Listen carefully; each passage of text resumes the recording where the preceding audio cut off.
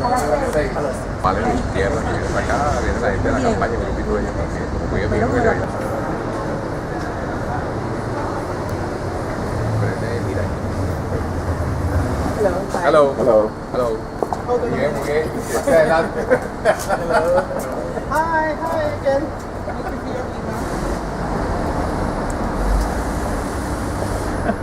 No está, Mauro. No, ahí te viene, ¿no? Sí, ellos van. Yeah.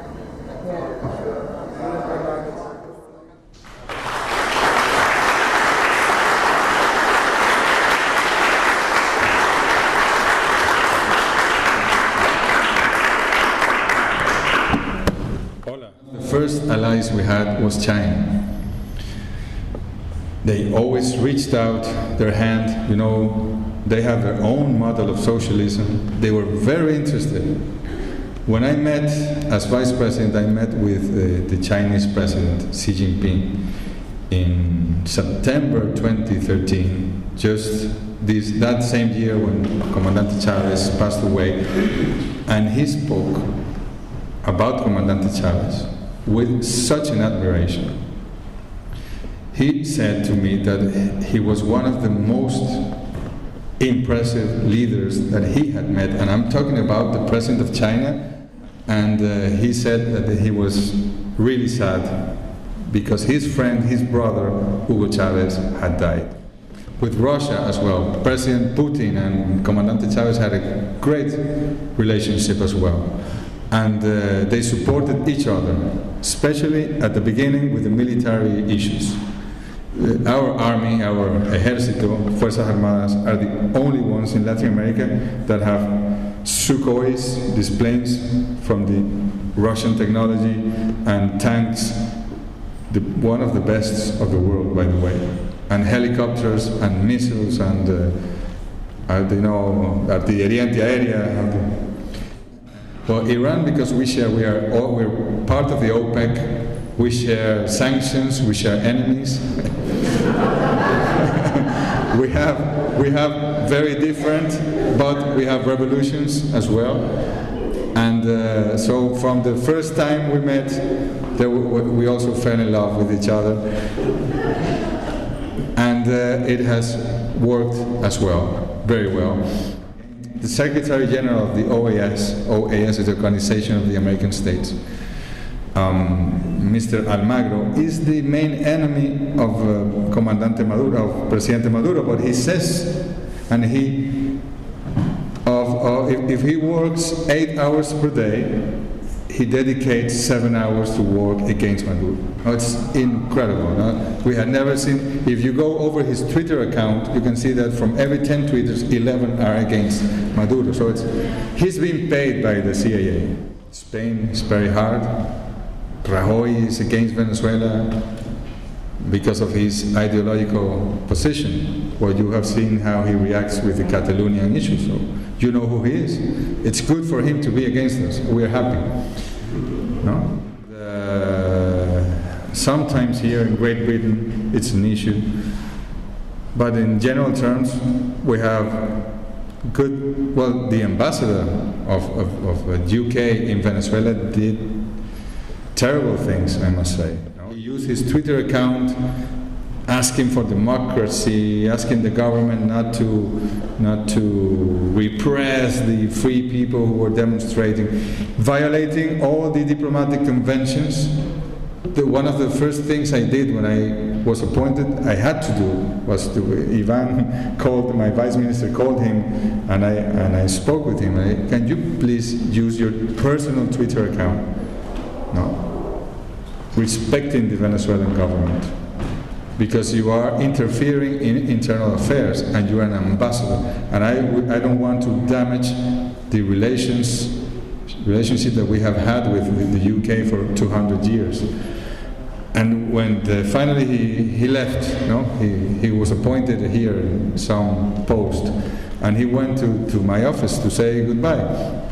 And we sat down, and then he said, I need you to do me a favor before I leave. I said, well, I have to say goodbye to Leopoldo Lopez, this man who is in, And I told him, you can say goodbye to Leopoldo Lopez using your WhatsApp. No. I have to go personally. And I said, this man is arrested at home, but he, as any other delinquente, felony, whatever, he has no political rights, no visits, only his family can visit him. No, I want to go and say goodbye to my good friend Leopoldo Lopez. So he went to say goodbye, but really he was asking, I hope the next ambassador is at least a little more respectful for the Venezuelan issues. We love the people from the United States, the citizens from the United States, the people from the United States are great people. That's a great people in many spheres, cultural, scientific, and so much they have given to the world. But the elite that rules in the United States is the political face of a big financial and economical empire. It was Obama who issued a decree in 2015 saying that Venezuela is a threat, unusual and extraordinary threat to the national security of the United States. I don't know where our nuclear arsenal weapons are, and how many missiles do we have pointing to Washington or Miami, or how many terrorist Venezuelans have destroyed buildings. We have no idea where that came from. Maybe we are a threat, but not to the national security, but to the philosophical support of the empire, because we have demonstrated that we can do things in another way. Comandante Chavez was a great leader. 50 years ago, a day like today, Comandante Che Guevara was assassinated, was murdered in Bolivia by the CIA and the Bolivian army. And as Che Guevara, Comandante Chavez cannot die. It's impossible for them to die. And this, what I'm saying, was not taken into account by the empire. They believed that when Comandante Chavez died, when he passed away, then the revolution would be over. That his leadership was the only support of the Bolivarian revolution. And we have proven them to be wrong. Presidente Maduro is a man who comes from the working class, from the trade unions. He was a bus driver in Venezuela. And then he learned side by side with Comandante Chavez. And he became his best disciple, his best student, and his best collaborator. He was Minister of Foreign Affairs for 6 years, the best one Comandante Chavez had, with no doubt.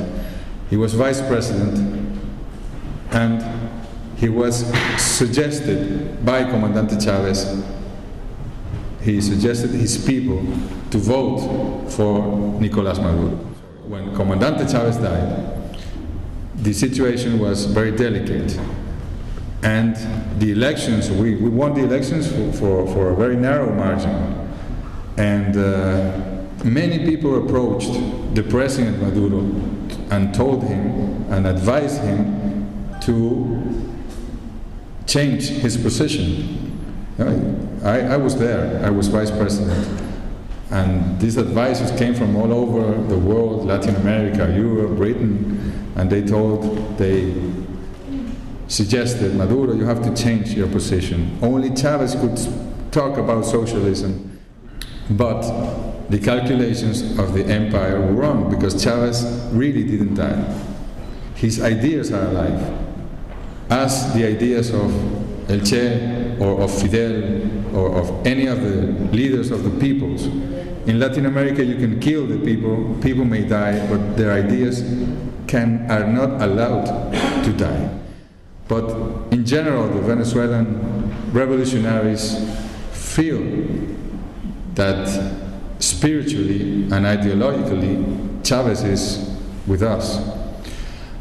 And President Maduro is the first Chavista president in our history, because Chavez was not Chavista, he was Chavez.